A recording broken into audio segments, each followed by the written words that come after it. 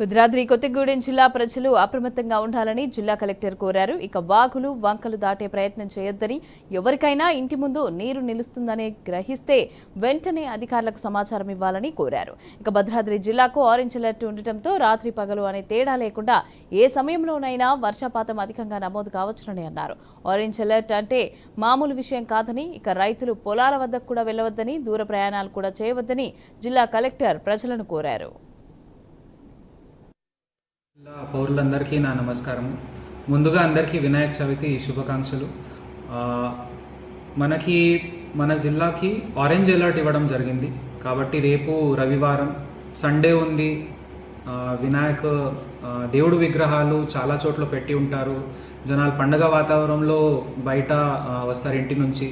కానీ అందరికీ నా విజ్ఞప్తి ఏముందంటే, ఆరెంజ్ అలర్ట్ అంటే మామూలు కాదు. ఇప్పుడు ఈరోజు కూడా మనం చూస్తే చంద్రగొండ, అన్నపురెడ్డిపల్లిలో 80 mm రెయిన్ఫాల్ సడన్గా పడింది. కాబట్టి దయచేసి రేపు ఎవరు కూడా నీళ్లు రోడ్ పైనుంచి పారుతుందంటే, లేదంటే ఇంటి వద్ద ఎక్కడైనా నీళ్లు జమ అవుతుందంటే వెంటనే అధికారులకి సంప్రదించండి. ఎక్కడైనా వాగులు దాటే ప్రయత్నాలు చేయకూడదు.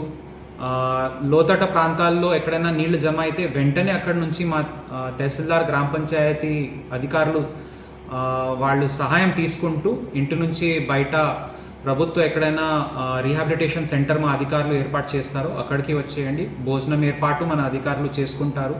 దయచేసి ఎవరు కూడా పొలంకి వెళ్ళడం, లేదంటే చేపలు పట్టుకోవడానికి బయట వెళ్ళడం, ఇరిగేషన్ ట్యాంక్స్ వద్ద వెళ్ళడం, లేదంటే మేకలు, గొర్రెలు, ఆవులు, ఈ మన పశువులకి మన కాపర్ కోసం బయట తీసుకెళ్ళడం.